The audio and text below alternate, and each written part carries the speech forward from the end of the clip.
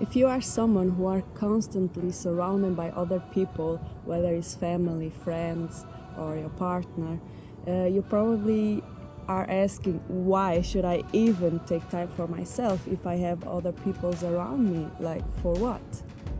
So if so, you probably are a person who gets frustrated really fast, is impatient, who really depends on others, and you feel a lot of the time some unworthiness. Don't get me wrong, it is important to socialize with others, to be with others, to take time for your family, partner, friends. It is important, but it is also as much important to take some time for yourself, to take care of yourself, to get to know yourself better, to have fun with yourself. And with that, really building that trust in yourself more than your trust in others. So if you don't take time for yourself, how can you know what is inside of you? What are you really feeling? And how can you know what is the best for you? And how can you handle those emotions and heal them if you don't take time for yourself? So most of your decisions are actually based on what the other people, like your family, friends, or partner, say that is the best for you. Because when you have a problem or something, you talk to them first, and normally the thing that the most people say and advise you to do is the path that you go for it. And it is actually good to ask for some advice, because some of the people may already have gone through it and can give you really good advice. But not every time the path that everybody advises you to do is actually the path for you. Do you know how many times I went in a direction that everybody advised me not to do it, not to go for it, because it would just be worse, it's just not a good idea, and for what?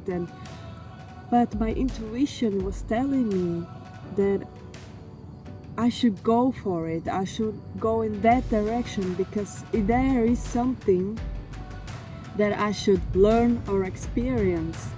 And I just trusted and I went for it, and until today I never regretted to follow my intuition. I never have a moment of regret. So it doesn't matter how well someone really knows you.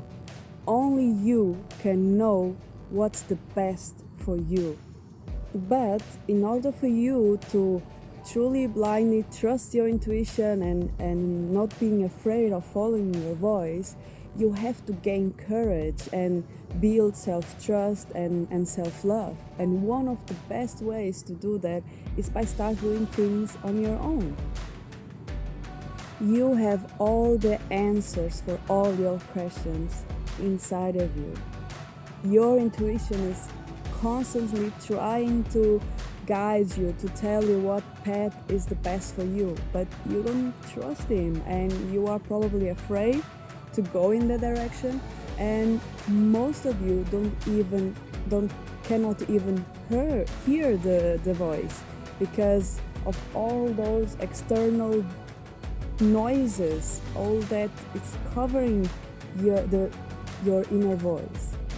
And that's one of the reasons why, even when you are, or you think you are going on the right path, on the path that everybody advised you to go, or even the society told you that is the best way, you actually still feel empty or confused or unmotivated.